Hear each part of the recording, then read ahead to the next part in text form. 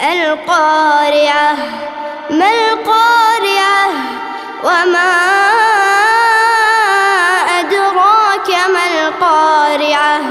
يوم يكون الناس كالفراش المبثوث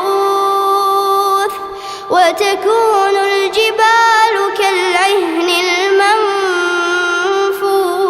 المنفوش فأما من ثقلت موازينه فهو في عيشة راضية وأما من خفت موازينه فأولئك